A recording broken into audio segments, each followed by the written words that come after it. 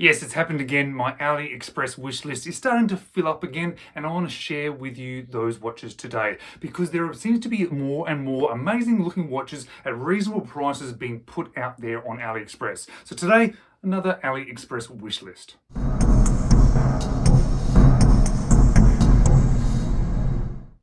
Hello, you're watching James. My name's James. You're watching me, and I am talking about watches. And today I'm talking about watches that are on my AliExpress wish list. Now, there are lots of watches out there on AliExpress that have really grabbed my attention, but I've been very careful about which ones I've actually put on my wish list because there's only so many watches that I can buy, and there's only so many watches that I actually want to buy from AliExpress as well. So I've been very careful about going, ooh, I like that one, but not on my wish list. But ooh, I really like that one. That is going on my wish list. And they're the watches that I want to share with you today. Now, as always with these videos, I actually haven't had any of them in hand yet because they're just on my wish list. So I can't say, yes, these are fantastic, you should buy them. But what I can do is actually show them to you and go, hey, this is a watch that interests me. So maybe it's going to interest you guys as well. And as a result, I'm going to put some links down to these watches below. They are affiliate links, but they'll take you directly to these watches if you wish to purchase them. If you do, let me know what you think of them because realistically, I am interested in buying these watches. And the more information I have, the more likely I am to make a smart choice in buying a watch. But the first one I want to share with you today is pretty awesome because I think for 135 Australian dollars, you end up with a cool looking field watch with a 40mm case diameter. It's made out of titanium. And that, to me, that sounds like a bargain and quite a cool looking watch. Now, what it is a Boderry Voyager. They call it the titanium field watch. It is available in 4 different colors, but there's 2 different colors that are sort of with a textured dial, and then there's 2 colors with more of a flat dial. I'm showing you the one that I like best, but I'll cycle through the other ones so you can see the other variations. As I mentioned, has a 40mm case diameter, has a Miyota 8205 automatic movement. These 8 series Miyotas, I like them, I don't love them, but I like them, and if they've got a solid case back, I don't mind them too much. I'm pretty sure this has a solid case back. It comes with 100 meters of water resistance, a pretty crappy looking nylon strap to be honest, but that's perfectly fine because I'd be swapping this one out. 48mm of lug to lug measurement, and that's pretty cool because that's a 40mm case with a 48mm lug to lug. That sounds pretty good to me. That's about in my sweet spot. And a 22mm lug width. It has an all sort of brushed or maybe that bead blasted style effect to it. So it has a really sort of real field watch looking sort of aesthetics to it. Titanium nice and light, has a Japanese movement, and it's affordably priced. I think this one might actually end up being in the post to a lot of us watch enthusiasts that like AliExpress watches. Number 2 is from SeeStern, and I'm going to stick with titanium. Now, I don't particularly love titanium. I have nothing against it, but I personally like the weight and the look of stainless steel. But this is the second titanium watch from AliExpress at the moment that has captured my attention and I wanted to share with you. It's the SeeStern S430. It's a little bit more expensive than that first watch though, however, it is 415 Australian dollars.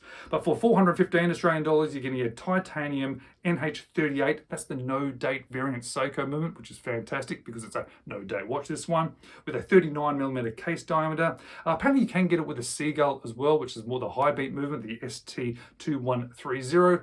But I'd definitely be going with the Seiko because it's a little bit cheaper. You can either have it in black or blue, 200 meters of water resistance, 96 grams. So for a full metal bracelet, full metal watch, being in titanium at 96 grams, some people are going to really quite appreciate that. Lug to lug is 46.8mm, so nice and will conform to many wrist sizes as well. And a really good looking watch. I particularly like the blue dial though. That's the one that really captured my attention with this watch. Now recently I've actually experienced a few sort of these Explorer style watches and I've quite liked a lot of them, but this one here, this one's probably grabbed my attention the most out of all of them, even the ones that I've owned myself. It's by Baltany, it is an exploring homage, 340 Australian dollars, this particular one. It comes in a couple of different dial colors, but I quite like this sort of red amber, they call it. It's like a really dark red.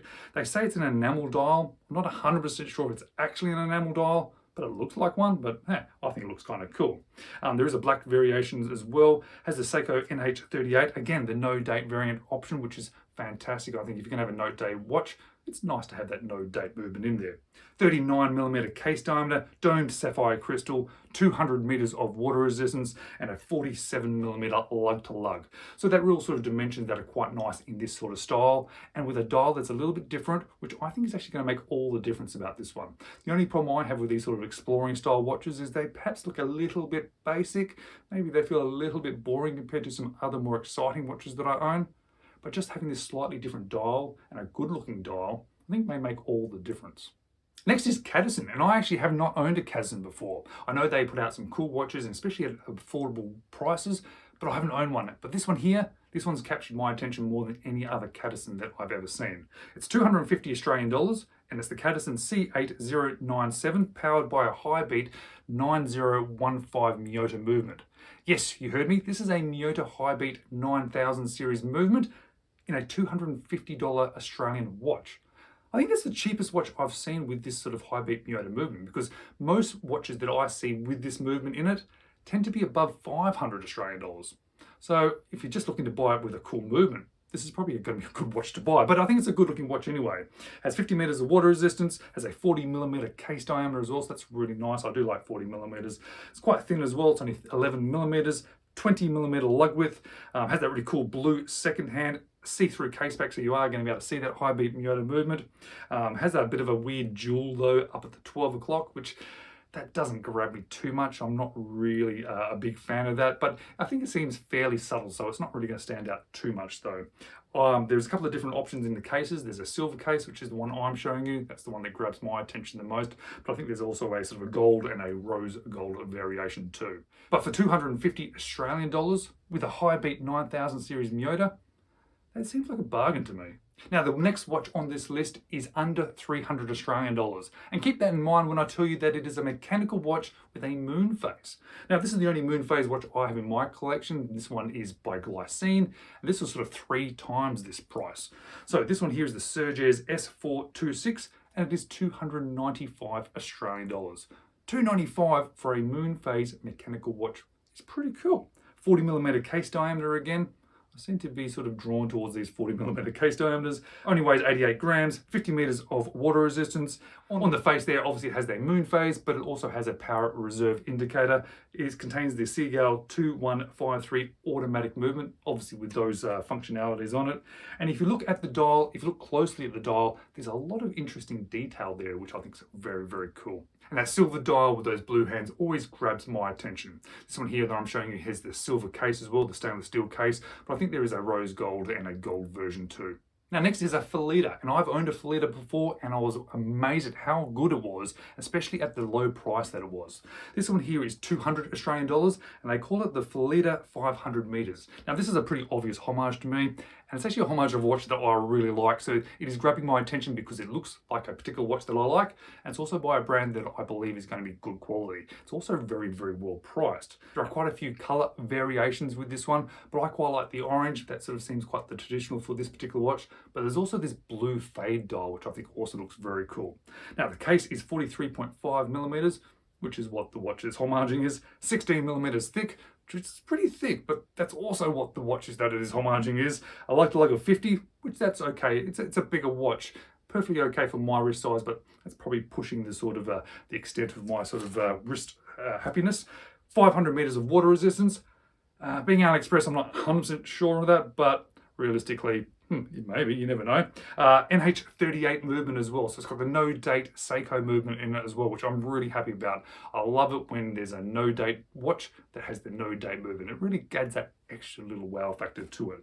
Now, as I said, I've owned a Felida before and I was really, really impressed with it. In fact, I ended up selling it to a friend of mine, so I still get to see it occasionally, and I'm really impressed with how it looks, the quality of it, and how low the price is. $200 for that watch, that's a really good price. Now, last on the list is a San Martin, and a San Martin that really has grabbed my attention because it's a really good looking watch and it's a GMT as well, and I quite like GMTs. This one here is a San Martin SN0112-G GMT. Now, it is 460 Australian dollars, so it's a little bit more expensive than the other watches that I've put on this list today, a little bit more expensive than other watches I've bought from AliExpress recently.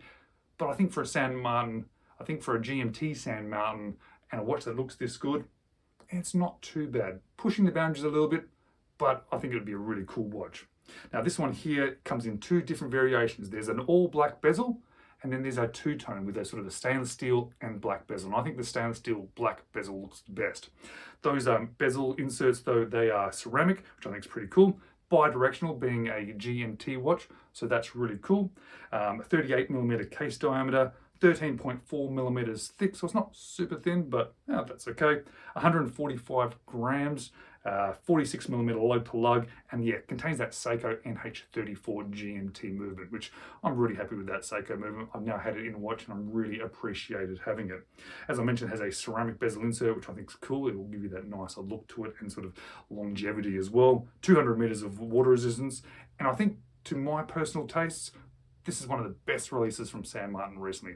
I think it looks really, really cool. Now guys, thank you so much for sticking around for this video. If you did enjoy it and you want to see some other watches that I've really liked from AliExpress, maybe check out these videos next.